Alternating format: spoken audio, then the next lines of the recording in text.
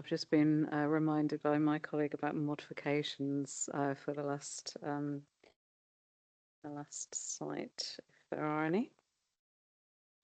Yes, under submitted document PD11, modification reference MO95 refers to policy LCA SA18, and it refers specifically to paragraph 14.107.2 and introduces new text that states developers should work in partnership with Transport for London to deliver improvements along the site's frontages.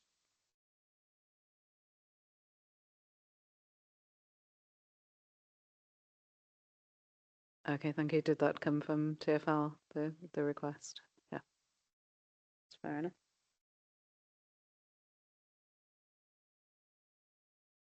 Okay, if we now move on to Thurston Road bus station, slightly different allocation, in that it's not proposing any development as such. If the council just want to explain, the background to that and the need for the site. Yeah, so the Thurston Road bus station, I think it's fair to say, has a long history associated with the site, and it was a key component of unlocking the Lewisham Gateway scheme, and obviously transforming a huge roundabout with bus standing in the middle of our town centre. So the site provided an appropriate discrete location for bus standing within the town centre, acknowledging that obviously bus transport serves a vital function within the borough. So obviously the site has been identified as a site to be safeguarded as part of the Secretary of State's safeguarding direction. It is a key site to locate the station box of the Bakerloo line extension and potentially a southern entrance. There is passive a sort of entrance which is built into the site immediately south on Lewisham Exchange, which could provide effectively the entrance to the station once the design has been realised. So the site allocation is effectively indicating from a council's perspective that this is a safeguarded site, but it's also suggesting that whilst we acknowledge that there will be a need for temporary relocation of the bus stands, and we've been working with TfL to understand what that requirement is. So that will be focused along Molesworth Street and the Molesworth Street car park as a temporary position. But the council is very clear that our preferred approach in terms of a long-term solution would be to relocate the bus stands back onto Thurston Road following the completion of the Bakerloo line extension. I think just to say, we understand that there may be some physical constraints on the site thereafter the delivery of the Bakerloo line extension, which might limit the capacity or reduce the capacity of that bus standing area. So not all the bus stands may be able to go back onto that Thurston Road site, whether that's due to ventilation shafts, the entrance area, etc. But the council's position is that certainly that would be our strong preference, given that historically the work that we did collaboratively to try to remove the bus standing. I think we also acknowledge, and obviously we've had constant dialogue on this, that there might be a situation where very little of the bus standing can be relocated back onto that site. We just simply don't know at the moment. And in the absence of any substantive design work, essentially, this is the council's position currently for that site allocation. Reference has been made to the need for possible infrastructure requirements at the site, including a new station box. What's meant by that? Just to maybe TfL could help me out with that. Yes, no, absolutely. That is the station box for the new underground. So it would be Lewisham town centres effective in and out, going down into the station box. You'd have effectively quite a large and deep concrete structure going into the site. As David's just pointed out, there is work going on at the moment looking at those feasibility studies for that site. But we simply haven't got to a design point yet where we know what that building would look like, other than the general parameters of it being an engineering kind of infrastructure project. It would largely be a concrete block, so but underground. Would be an entrance to. Yeah, so at ground level you would have your escalators coming up, and at the moment that is kind of facing eastwards, I would say, towards the Network Rail stations. Just trying to get my head around whether there would be potential to relocate the bus station back at that site, and obviously it seems to be a bit of an unknown quantity at this stage, just from any design work that's been done from TfL's point of view. Is that a realistic possibility for the bus station to be relocated back? I mean, yeah, the conversations which have been kind of highlighted already, it is fair to say that we know we will not be able to put everything back. Just it's physically not possible when you put a concrete, when you put a structure in there for your station box. Thurston Road does run at full capacity and over capacity at the moment, and in total, including the 3 bus stands on the highway, there's 21 bus stands on that site. And this is where we've looked at Molesworth Street and Molesworth Street car park as that temporary use. And that's something we've discussed with the borough. We haven't got to a position, as has been pointed out, as to a permanent solution. We'd obviously have to find something, because the bus network is critical for Lewisham Town Centre. It will become even more critical when the BLE goes in, because it's effectively going to attract more passenger demand into the town centre. So yeah, we will have to address that. But it is fair to say that it's just not physically possible to put 21 back in there when you're building something on it. Could the bus station operate on a slightly sort of condensed basis with fewer stands, for example? That's something that's been considered. That has been considered as well. We've looked at routing around the borough and outside of the borough as well. But as it stands, we haven't found a solution which would get the buses to stop in Lewisham where they're needed. If there's kind of considerations taken into how long drivers can physically drive, where people are actually wanting to go and where the busiest points are. So we have done that exercise, and it wasn't a piece of evidence we submitted, but there was effectively a presentation created to kind of justify how we've looked at alternative sites. And that has included other sites within Lewisham Town Centre as well, such as what we've spoken about today, but we discounted those for various reasons. Thinking about the development requirement that once the site has stopped being used as a temporary work site, it must be returned to its original use as a bus station, and how realistic that is, given the discussion that we've had. Particularly if the bus station couldn't operate at the same capacity.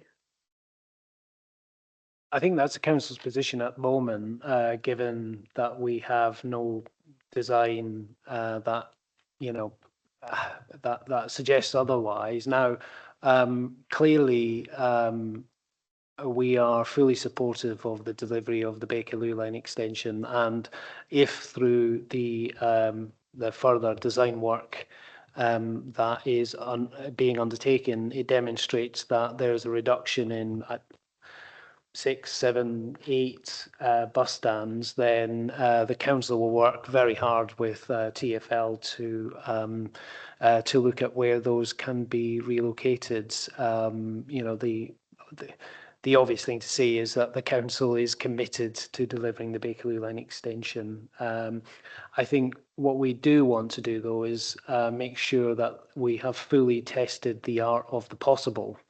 And at present, you know, I think, you know, we can both say that that hasn't been tested yet. How many stands can be relocated back onto that site and include the entrance and the ventilation requirements? That work just isn't there yet.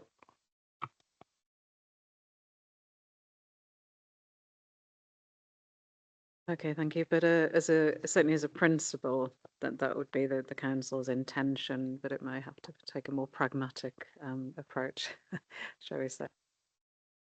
Agreed. And again, just to say that if our intention is that it remains as a bus stand, I strongly believe that we can accommodate some bus stands within there and accommodate the entrance and the kind of shaft positions. We may have to look at alternative longer term strategies to supplement that and what that means. There is no obvious alternative large scale site within either TfL or the council's ownership within the vicinity of the town centre to locate a brand new station with 21 bus stands.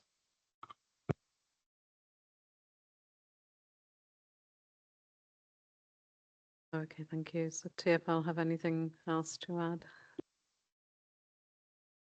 I was just going to bring up, but I don't know if you've already, or you're going to bring up modifications towards the end.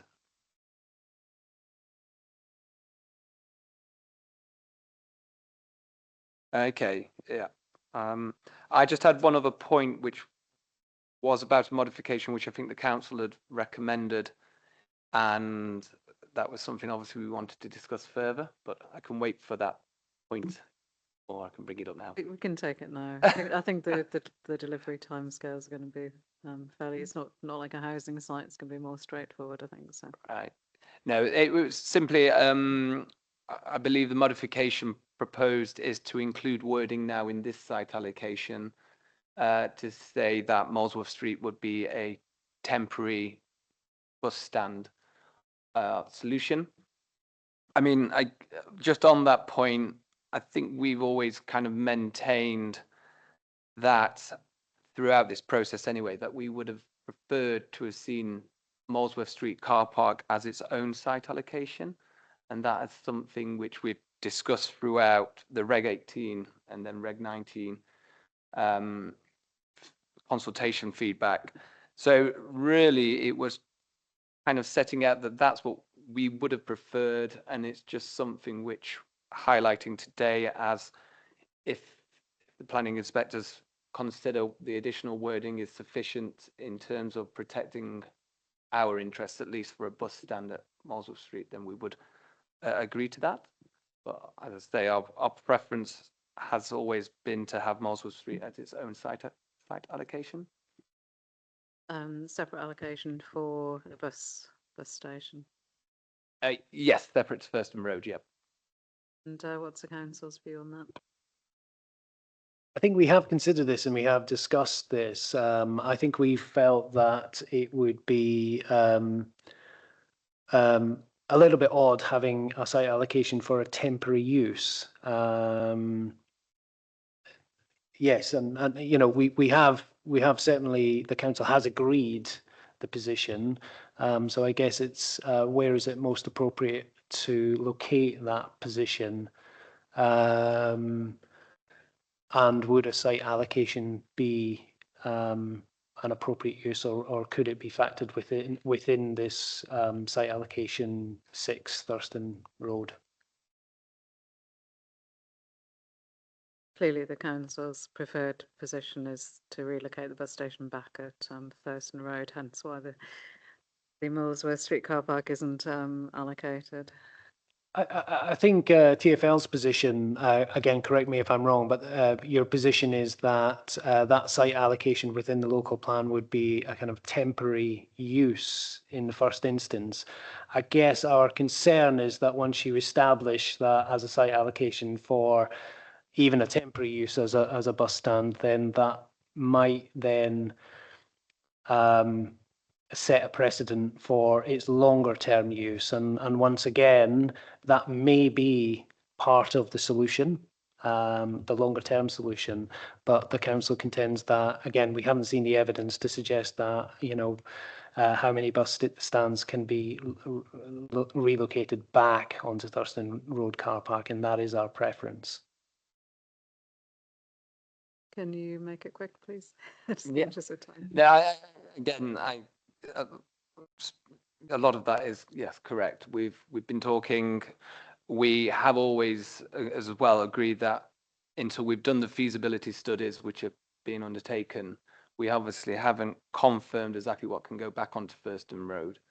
And again, just reiterating that point, we have from our side always kind of identified what we need, and kind of to the point that Molesworth Street is actually one of the very few sites left in Lewisham town centre which is actually vacant and is of a size which we could combine with existing facilities to provide that bus standing temporary, as we're talking about now, or once something else has progressed. Whether that actually becomes a permanent matter is obviously not for this conversation, I guess, today, but it is something we're obviously looking at options, because the more sites removed from Lewisham town centre is making it more challenging for us to actually physically put those buses somewhere. Okay, well, I've heard your position on it and the council's position, so we'll can take a view on that. Just in terms of the timescale, it's sort of tied very much into the Bakerloo line extension, isn't it? So I just think we might have already discussed that. Yeah, I think we covered that in matter 7, but just to reiterate, we would be looking at effectively an opening of 2038. And then obviously the previous works building up to that, which would include a Transport and Works Act order, and then obviously physically going in and doing the works as well. So we are obviously quite a distance into the future towards the end of this local plan period. Wonder if the sites required for operational land might be required sooner. That's just a thought in my mind.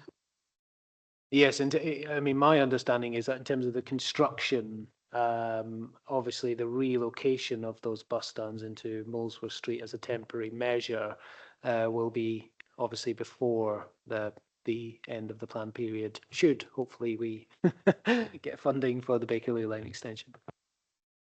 And just to come back on that comment as well, that future provision of bus standing in terms of during that temporary period is actually taking into account future growth as well. So we've tried to find capacity for that much rather than what we've got today, because we know it's already oversubscribed. Okay, thank you. Thank you for that, and thank you for your patience today. Had a lot of sites to get through. I don't think TfL raised any comments on any of the other sites. So if you do wish to go, that's fine. We'll just continue. Is the council happy to continue? I think in terms of the remainder of the sites under construction, I think will just be that there's not much point in going into detail on those sites. I think it'll be just checking that there aren't any delays with the construction. I think sites with planning consent where there are detailed consents in place, again, it's just really looking at timescales for delivery. So I think we're on the home straight, and I think I think our preference would be to continue rather than have run into an extra day at any point. I would definitely concur with that approach. So a bit of a test of our stamina, but I'm sure we'll manage. So moving on to LCA 17 and Catford Shopping Centre. Just give me a moment to get my papers together.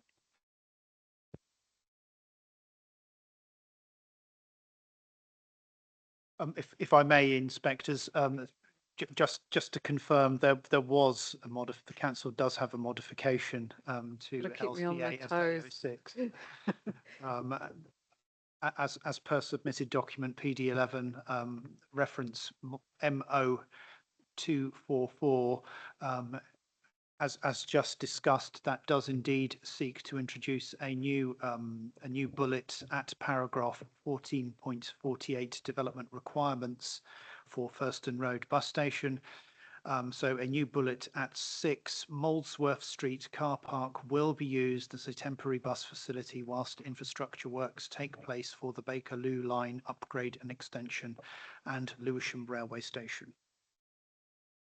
So I think we touched on that modification. Thank you. You do need to keep reminding me because I'm too eager to finish, obviously. So, so yes, just moving on to Catford Shopping Centre. Just bear with me. Yes, and in terms of Catford Shopping Centre, apologies if I jumped the gun. Are you asking? Yes. So obviously we have the Catford Town Centre framework in place, which is where the indicative capacities have been derived from. So we've looked at the capacities which can arise from the master plan approach, which again went through public consultation and looked at the development heights within that master plan process. That is effectively equating to an indicative net residential uplift of 1,084 units. And then in terms of the non-residential floor space, 5,387 square meters of gross employment floor space, and 21,546 square meters of main town centre floor space. The significant non-residential floor space is reflective of obviously some significant large footprint occupiers, particularly kind of Tesco's, who want to maintain a presence within the town centre and be relocated, but also some of the successful refurbishment and regeneration work that the Catford Town team have been doing, particularly with Catford Muse and the art cinema occupier there, as well as the some kind of street food offer as well. So that is reflective in terms of those main town centre uses and the employment floor space, as we have indicated, particularly in terms of the Catford framework, which looks at the principle of the lanes, which is the sort of one street back from Catford Broadway, creating a kind of employment character area within the lower ground floors of that development.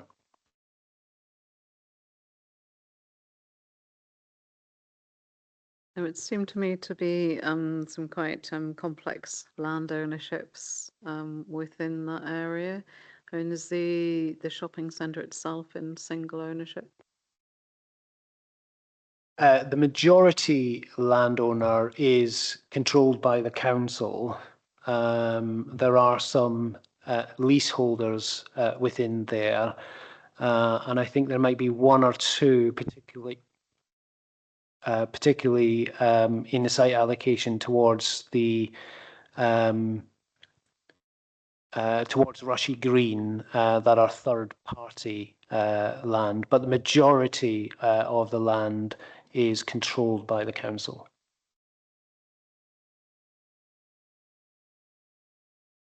Makes it a little bit easier to bring forward in many respects. Just in terms of, obviously there are existing uses there, such as the Tesco store, various uses within the town centre. Again, how does the council envisage that site coming forward? You know, in terms of just the sheer complexity of the site. There's been a number of options looked at in terms of how to phase the sites. Milford Towers was the subject of a decant process. There are some temporary, the units are being used as temporary accommodation at the moment. So above ground, the principle is that we would vacate those premises. In terms of the other large components, there is a significant car park to the north of the site, which could then potentially form an early phase of the development and not be subject to the complexities around relocating non-residential and existing occupiers. There's also a car park to the back of the Catford Broadway, which is Thomas Lane Yard, which is subject to a planning application which has been submitted by the council at the moment to deliver non-residential floor space on the ground floor and residential above, which is part of that initial phasing strategy to kickstart the redevelopment and potentially offer some decant opportunity as well. But nevertheless, there's no denying this is a very complex site with complex non-residential uses to be kind of relocated. Obviously, there's going to be pretty comprehensive redevelopment of the town centre as a whole, and it would certainly be interesting from our point of view to come back in 10, 15 years' time and see if we can actually recognise Catford. But in terms of how the sort of the different aspects of the town centre, so you know we have the civic area, we have the sort of shopping centre, Catford Island. How is it all going to kind of work out in terms of timescale? Is there an overview in terms of when those sites are going to come forward, or they're all going to kind of happen in tandem? I think the most honest answer is at the moment we are unsure because we haven't yet, as a council, decided on the delivery mechanism to deliver this. There's obviously you know, a number of options from direct delivery to joint venture, etc. And obviously, with each of those delivery options comes risk and also comes potential issues around phasing. For example, if the council was to look at direct delivery, would we be delivering these sites in parallel, for example, and would that be a risk that the council is willing to take? At the moment, we're not in a position to have any certainty on that. So we are just making assumptions through the local plan process. I think it's fair to say that we have pushed these sites towards sort of 6 to 10 years in the plan period, recognising the complexity and recognising the uncertainty in terms of the delivery mechanism. On this site, we have included one. Sorry, Angela's correcting me there. Actually, we've pushed this site further back in terms of our trajectory to years 8 to 13. Again, just around that complexity. There is 102 units which are in the 5-year land supply, and that relates specifically to the Thomas Lane Yards application, which is supported by the council. We are having to just amend it to take into account the fire regulations at the moment. But we are confident that will be delivered within the 5-year period.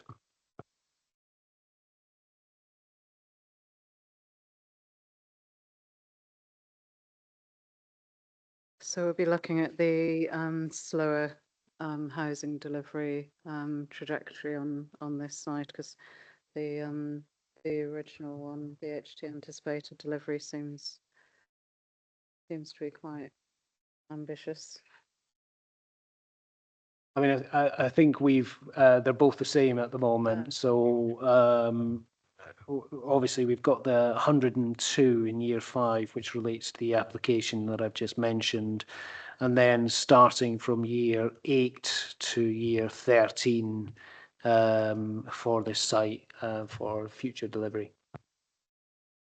In relation to the 102 units, there's a planning application in. When's that likely to be determined? I'm afraid I'll have to get back to you on that. I know that the committee date was scheduled, and they have done some work in terms of the second staircase issue. So if I can get back to you on that, that'd be great. But it is an application that the officers are supportive of, the council is supportive of, and has funding. Okay, thank you. And so quite a freestanding component of the scheme in that sense. Yes, you probably walked through the car park if you've been to Tesco. So there's no reconfiguration of the Milford Tower block, etc. It is a kind of freestanding element within the master plan.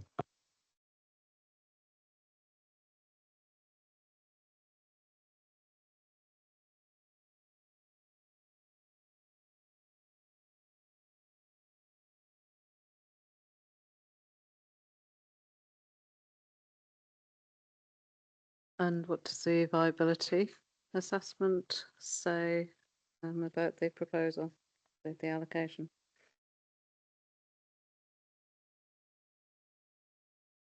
I think in terms of the viability assessment, it was probably overtaken by the planning application, which is already in. I believe I'm looking at colleagues to confirm, but I believe it is affordable housing that's being proposed for that site. But again, we can come back to you on the exact figures for that. Thinking more about the allocation as a whole. I think that it would be viable to a certain point in terms of land ownership and in terms of land values and different levels of affordable housing as well. Indeed, yes. Obviously, the council are the principal land or control the land, which makes it easier to deliver. And we've looked at a range of affordable housing options. Clearly, there's also the opportunity for grant funding as part of that comprehensive redevelopment, particularly the council as a landowner. And presumably the proposal would be dependent on grant funding if it were to be delivered directly. Would there need to be grant funding to, obviously there could be a joint partnership with the private sector, but would there need to be grant funding to facilitate the site coming forward, do you think? I would imagine with the level of affordable that we'd want to deliver as a council, and given the complexities of town centre redevelopment, we'd be certainly seeking grant funding to bolster the percentage of affordable housing being delivered on the site.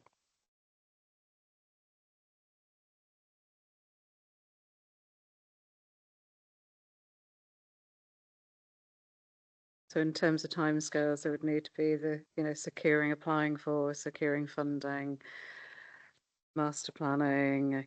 There's quite a long lead in, isn't there, to the site from that point of view.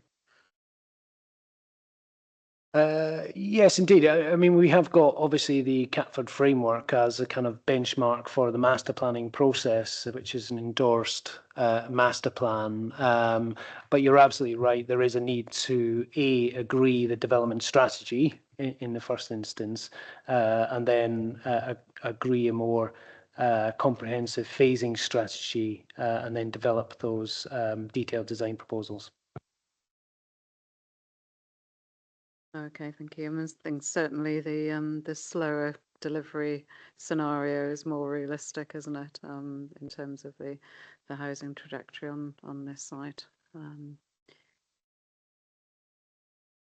Sorry, can I just clarify that one? So both of the anticipated and the slower delivery are the same in this instance, because we'd already pushed it back at a previous phase. I think it's been a very long day, and the heat is starting to get to me, I think. Right, okay, that's fine. So let's just keep going. I think that concludes my questions in terms of Catford Shopping Centre. So if we move on to LC10, I think on these smaller sites I have fewer questions. So it's mainly about the time scale and delivery. Just bear with me.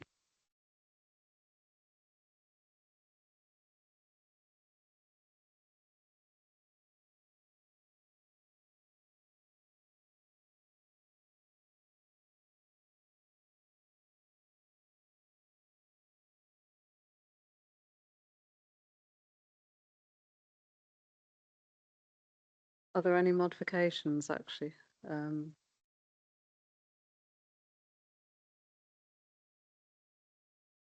There are none. Sorry, this is still Catford. Modifications for Catford Shopping Centre. No, there are no modifications for Catford Shopping Centre. My apologies.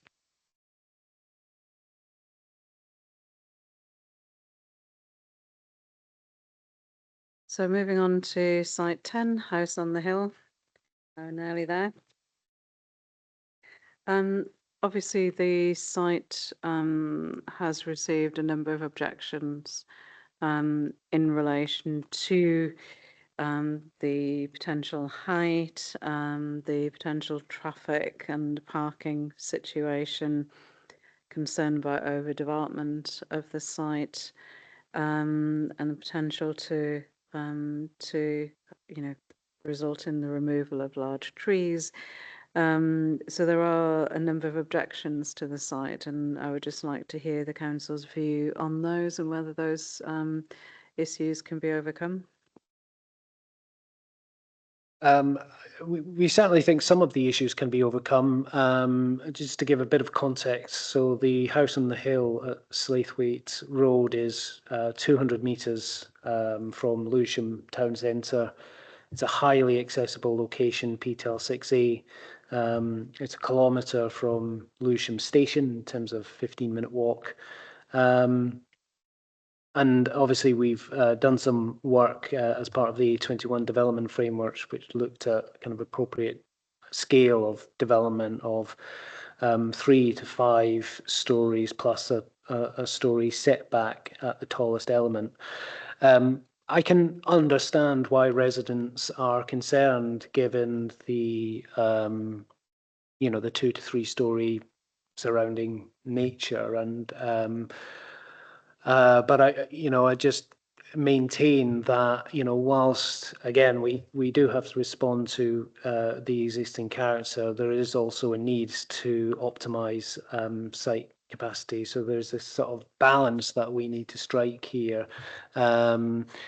as I said, the accessibility and the location of the site lends itself to an increase in density, and we think that 3 to 5 plus 1 story with that story setback could work here, and it's not an uncommon relationship in the context of Lewisham. So, I could rattle off, and I have listed down here, several locations within the borough that Belmont Place, 5 plus a top story setback across the road from 3-story development, the Kender Triangle, 4 to 5 story development within a largely 2-story residential area, Mayo Road, even within the edge of Lewisham Town Centre itself, next to the Anchor Pub, which is 3 stories, we have a 5-story development plus 1-story setback. So I understand the concerns from residents, but again, the London plan is advocating, a sort of sensitive increase in density. We feel that this is appropriate for the site and its location. One thing that did strike me, the one of the development requirements, requirement 3, recognises there are a number of trees located on the site, particularly along its boundary, which must be retained. Looking at the proposals in the A21 development framework, it does show development quite close to the boundary, quite close to those trees. And I know it's a detailed DM point to a degree, but it does affect the density of the site, I think, in terms of the pressure to remove those trees in the future, given the proximity. I think showing how many stories, but quite close to the site boundary and those trees on the boundary. So I just wondered how realistic it was to require the retention of those trees, and whether in the longer term those trees would be under pressure to be felled, given the potential effect on light, leaves, the usual issues. So just wanted to get your view on that. Yes, I mean, we'd certainly want to retain those trees, and appreciate the A21 development framework. Obviously, is a sort of higher level kind of document, rather than the kind of development management process that we would go through. And we certainly would want to retain as many of those trees as possible, given their maturity. So that would be our starting point, and essentially that's why we've got it within the development requirements. I guess is the density achievable, given the need to retain those trees on the boundary?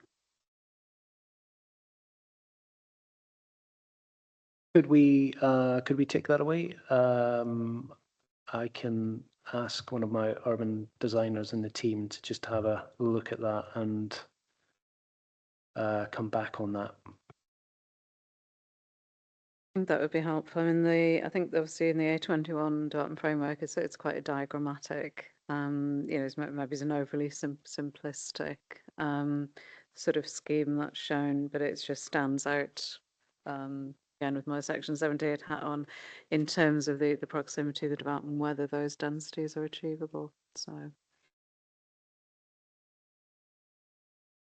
Yeah, I'm happy to take that away, and we can have a look at that.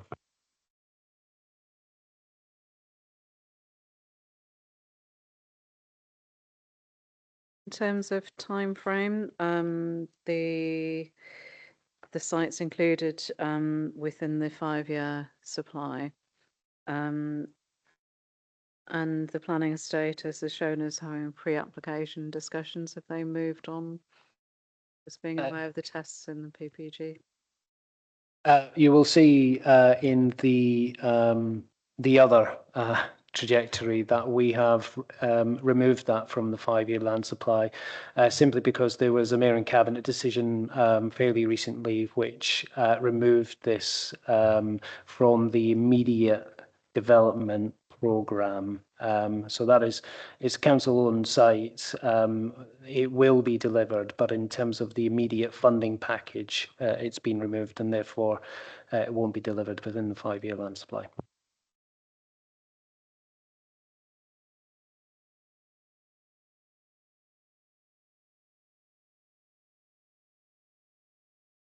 Okay, thank you.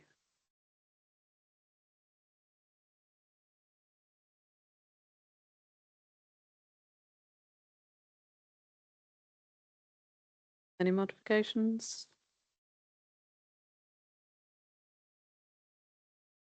There are no modifications for House on the Hill.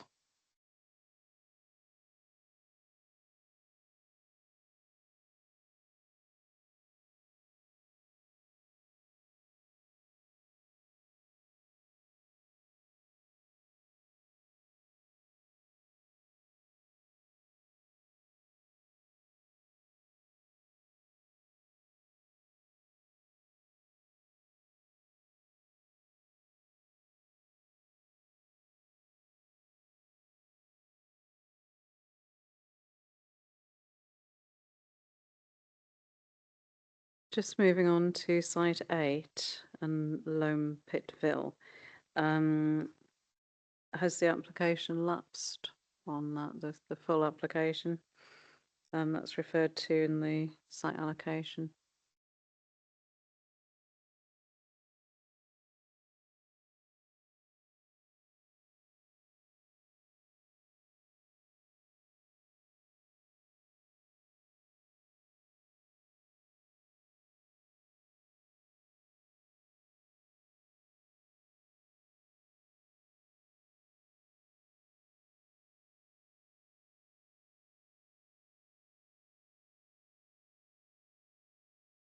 Sorry, just to clarify, which site is that related to? Site 8, 114 Loam Pitvale. There's reference to a planning application granted in February 2018, which I'm guessing is probably lapsed. If I may, this is sort of this is closely connected with the modification, and that clarifies this. It states that this planning reference incorrectly relates to the carpet right site. 110 to 114 Loam Pit Vale does not have planning consent. I think it would have lapsed anyway on the basis of the date there. I mean, obviously the site's in existing use, hence the timing of the site here is 11 to 15, and that would seem reasonable. And what are the landowner's intentions? Do you know? We were approached by the landowner and had a concept pre-app a number of years back. By a number of years, I mean in the plan preparation period. I think it's fair to say that his ambitions are, yes, for the redevelopment of the site, he has ambitious aspirations, which we needed to temper. But nevertheless, we still think there is a potential for redevelopment. It's not too dissimilar to sites which are immediately south of this site along the railway line, which have been subsequently redeveloped and delivered.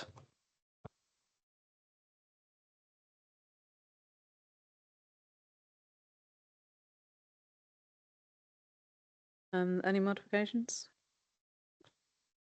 Yes, there are. So under submitted document PD11, reference modification MO91 relates to LCA SA08, and as I recently said, that removes the text full application DC/17/102049 granted in February 2018. So that text is removed and replaced with the single word none.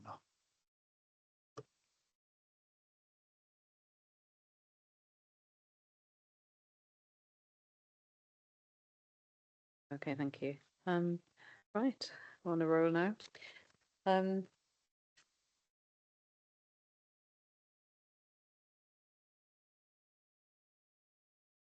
Land at Engate Street. What's the current situation in relation to this site? In terms of any planning applications or proposals to bring the site forward? There are no plans coming forward for this site, which is reflected in the trajectory saying the site is developable beyond the 15 years, so 3940. I think it was identified as a potential site allocation through the A21, through the SHLA process initially, and then through the A21 development framework. The site is in multiple land ownership. And there are some existing uses within the site that we would like to retain. Nevertheless, the council feel it is a good development opportunity. We haven't had any objections from the landowners through the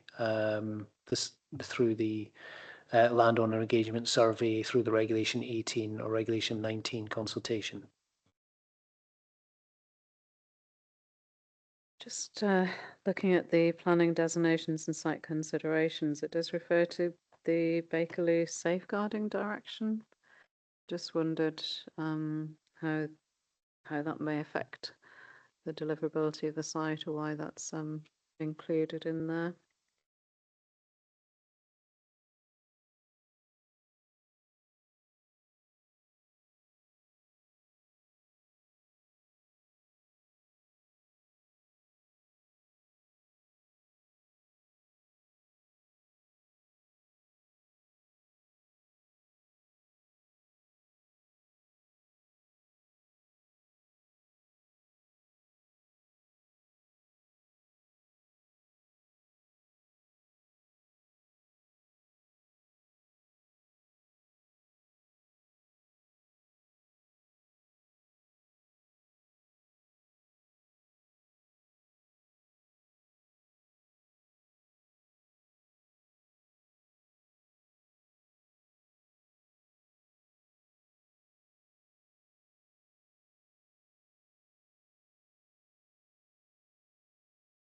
Apologies, which paragraph is that? Actually, on the site allocation, and it's in the you have the site address details. It's on the front page of the allocation. Then planning designations and site considerations refers to the opportunity area regeneration node. It also refers to Bakerloo safeguarding direction. I wondered whether that was maybe it's an error. I don't know. Yes, can we take that away, because it's not a safeguarded site. It may refer to the tunnelling which is underneath the site, which would have an impact on any kind of piles or foundations, etc. But if the council could take that away and relook at that, just to confirm, it isn't an identified safeguarded site through the Secretary of State direction.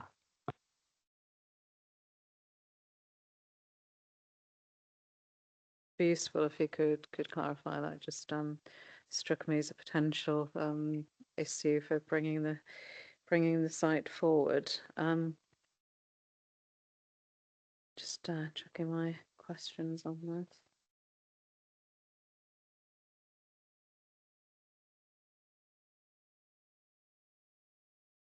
Just if I may, for clarification, that there were no objections from Transport for London on this site allocation. They have been very diligent in terms of Bakerloo line upgrade and extension impacts. Okay, thank you. And I think the positioning of the site beyond the 15-year period reflects a sort of lack of discussion with landowners, etc., to bring the site forward. Okay, no further questions on that.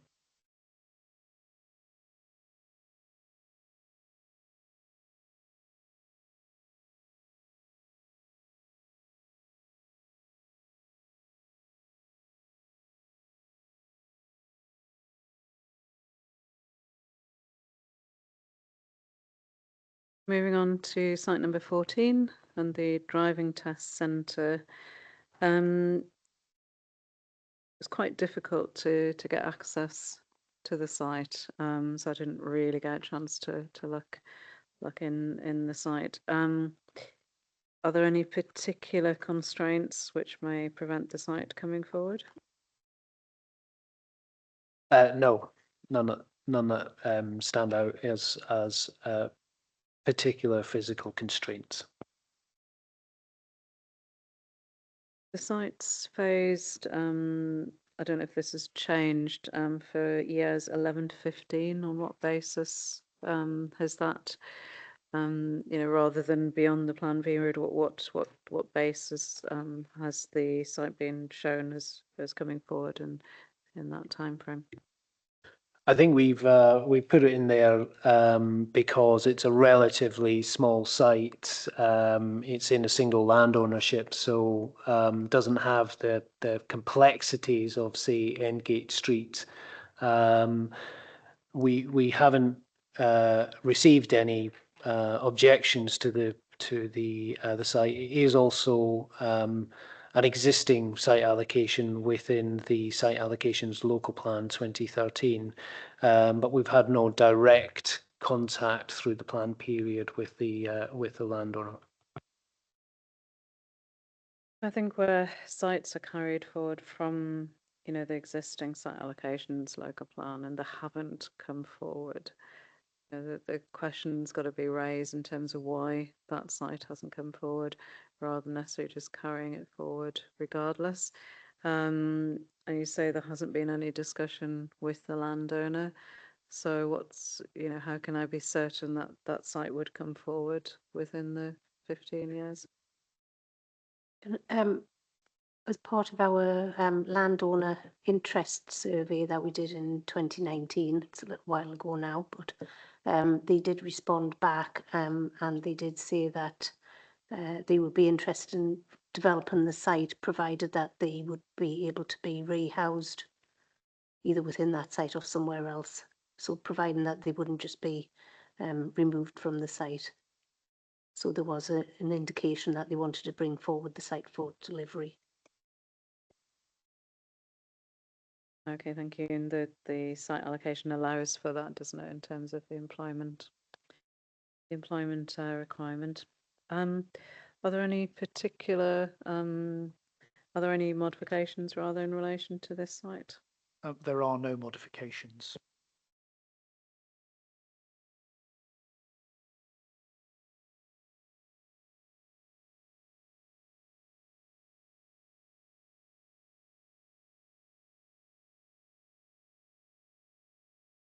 Moving on to site 16, land at Rushy Green and Bradgate Road, Aldi.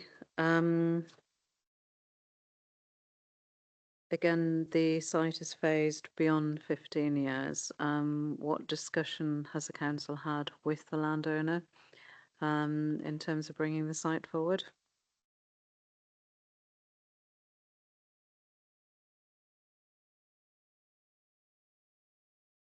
The site itself was indicated as part of the Catford framework or the A21 framework.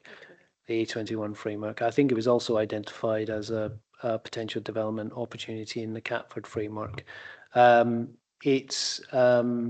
haven't had any direct conversations with the landowner. The landowner hasn't engaged in the survey or regulation 1819, haven't objected to it, but nevertheless hasn't engaged in the plan making process.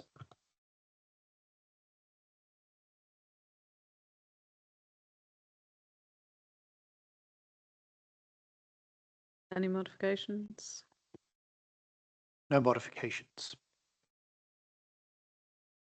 I think if I may just expand on that, in terms of the reasons why we've been looking at our single story retail with associated car parking is that within the London plan, it's quite clear, and I'm desperately trying to find the policy now, but the policy on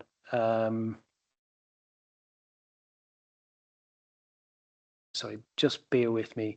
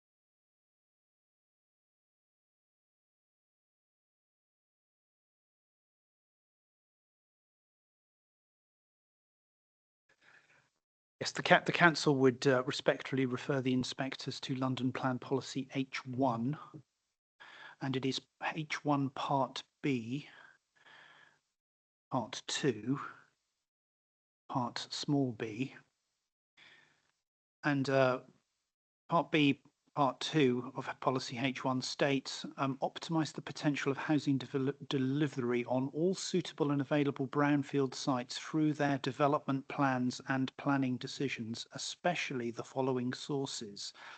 Lo and behold, bullet point small b says mixed use redevelopment of car parks and low density retail parks and supermarkets. Apologies for the time taken there, but I do think it's important because there are a number of site allocations that fall into that categorization, and this is a direct response to the London plan and the need to deliver on these brownfield sites.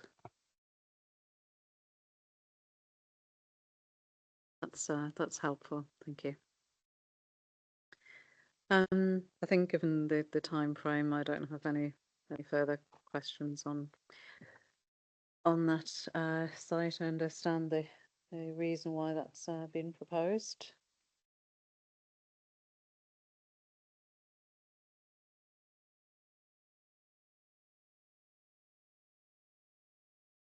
Hang on in there, we're nearly there. Is the room going to be? Is the room needed past 6 o'clock? Just I mean, I'm not planning on staying too long. No. Get that long, I promise. So the Wixon Halford site, it's obviously very close to the town centre. It is proposed within years 6 to 10, and what evidence does the council have to sort of support that timeframe? So we have had, so there's basically two principal landowners on the site. We've had conversations with both of them through the plan making process, who were happy with the site allocation.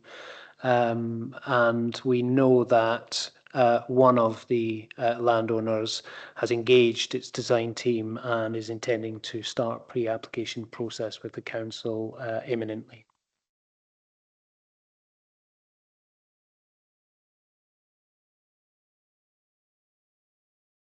And have there been discussions between the landowners? I believe so, particularly around the River Ravensbourne and the deculverting options, but it is something that the council are very mindful of, and obviously we have a development framework in place.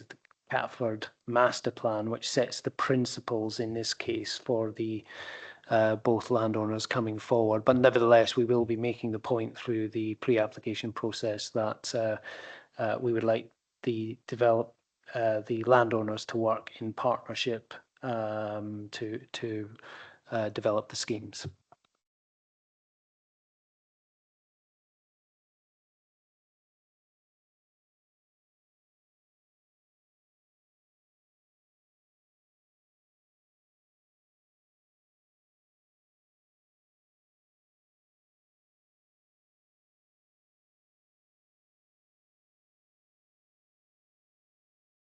And the River Ravensbourne is culverted. How is it intended to sort of make a more of a feature, if you like, of that? I think I've seen the proposals in the the Catford Town Centre master plan. It could be quite an important design feature within the site. Yes, absolutely, and that's reflected in the development requirements that we have for the site allocation, responding to our adopted SPD.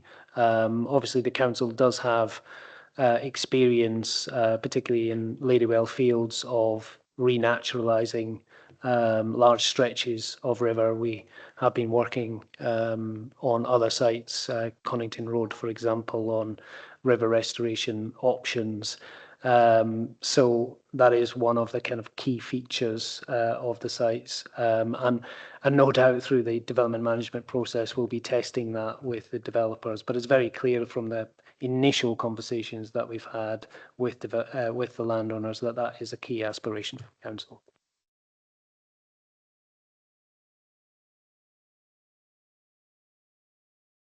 So in terms of the housing trajectory, have there been any revisions in terms of looking at uplift on that site? That was one of the... No changes, no.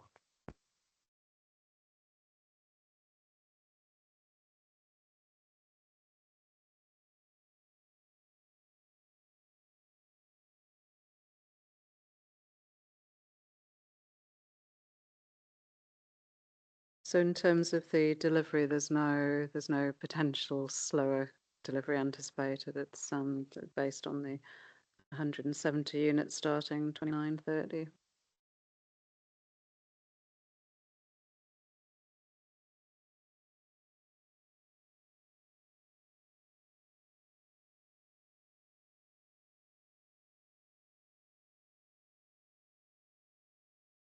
Are there any modifications?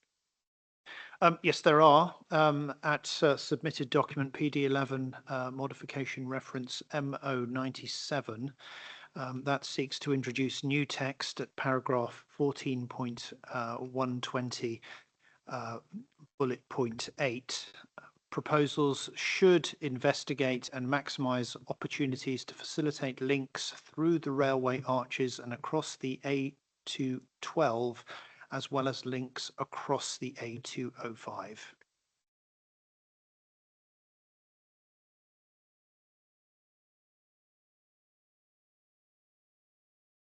Okay, thank you. That makes perfect sense. Right. I have no further questions on that site. Just bear with me a moment till we move on to the next group of sites. Just hang on.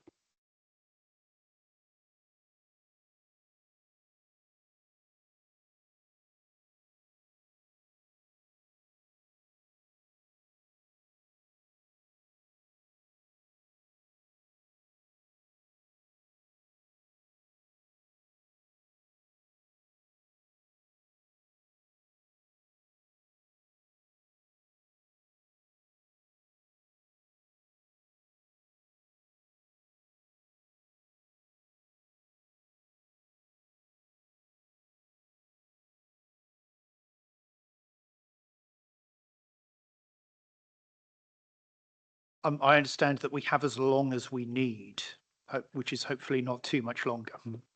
necessarily a good thing, is it? But um, just in terms of the remainder of the sites, the site allocations with planning consent, I think in terms of delivery and the PPG tests largely depends on whether the site has detailed consent or outline consent. I think some of the sites included within the sites of planning consent were subject to 106, which again can can raise issues that they don't technically have planning consent. So I think if we could just briefly go through the sites with planning consent and look at the planning status, and if the council could clarify that for me as we go through each of the sites. And obviously that will then depend on the deliverability of the site.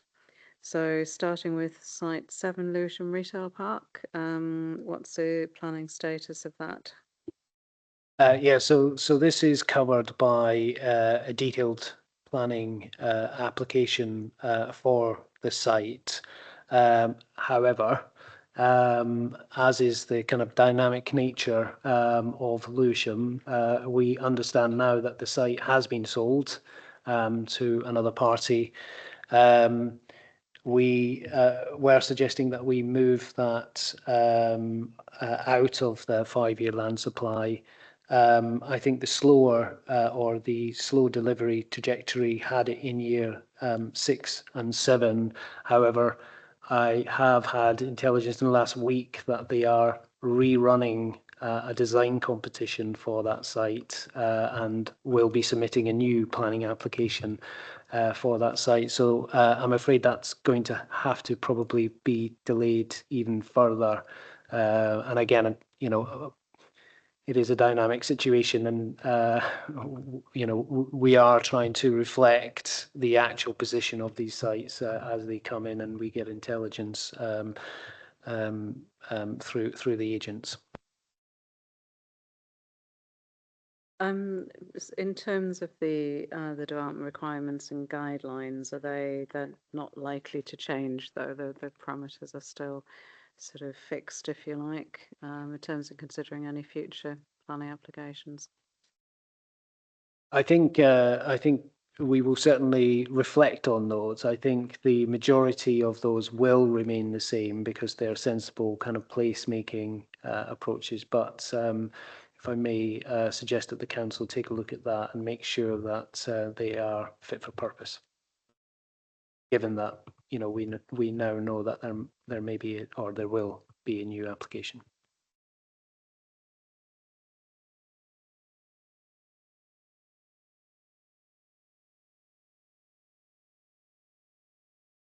And in terms of your new intelligence, would that affect even the slower anticipated delivery? Is that something you're going to need to go away and have a think about? Yes, I think so. We obviously had it in years 6 to 7, anticipating that the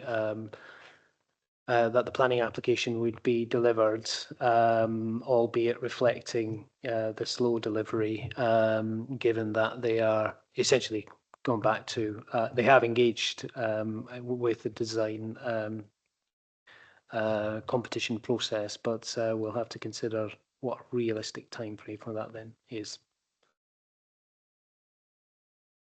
Okay, thank you. I shall leave that with you. Okay. Any modifications? There is a modification identified under PD11, and that's under, make sure that it's the right one. That's modification MO245. I think that modification that proposed modification is now redundant for the moment. It may resurface following actions. Actions that are provisionally identified as 139 or 140, it may resurface depending on what those actions determine. Okay, well, just keep me posted on that. Just looking at the other sites with planning consent, Ladywell Play Tower, and I am conscious there are a number of objections to the site through the local plan process. What's the planning status now in terms of any planning applications or permission? So that the site has a resolution to approve, which was granted by the council. We are in the process of negotiating the developer contribution, Section 106 agreement. I think it's fair to say that this is a site that obviously is council owned, and we are committed to delivering, is subject to a joint venture. And I think the delay is just in terms of the operator of the non-residential element of it. We are confident that we can deliver within the 5 years, and the funding is there.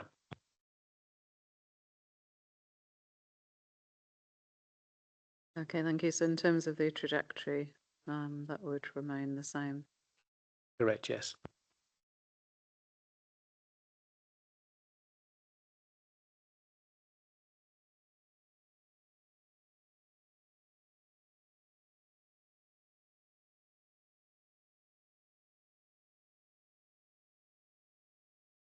On to site 13. My apologies, there is a minor, so that there is a modification identified under MO 94.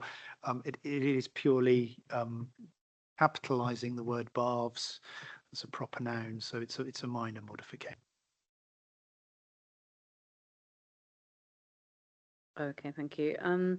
Site 13, place, the Ladywell, former Ladywell Leisure Centre. What's the current situation in terms of planning permissions? So the site, at the front of the site, there is a temporary permission which was built some time ago. And then to the rear of the site, we have a detailed application which has got consent.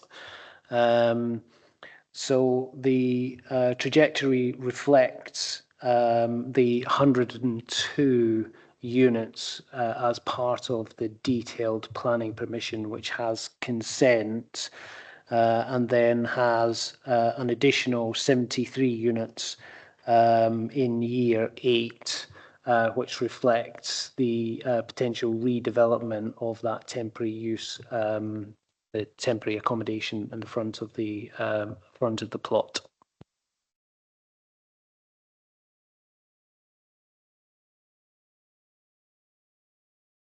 And how is it envisaged that you know, the existing occupiers will be relocated? What's the time frame for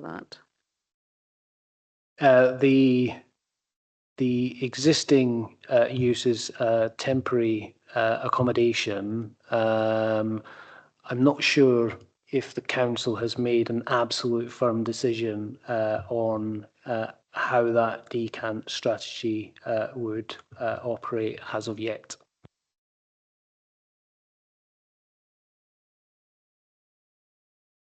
But just to be clear, the 102 units in the 5-year land supply is not reliant on any decant strategy. It is the rear of the site is a vacant property. So it's freestanding in terms of the ability to access the site. And Indeed, yes.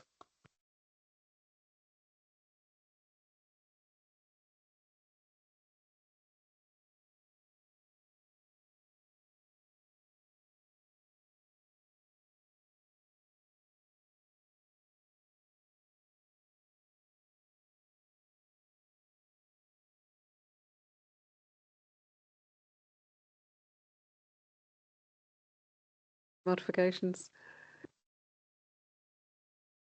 No modifications.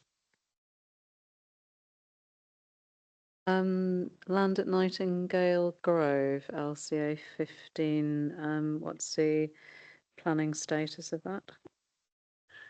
This is a consented, detailed permission for the site. There is a modification, I believe, for this, but it should be 27 net residential units as opposed to 22, and that simply reflects the consent. Reason to doubt that it would come forward within the 5 years? No.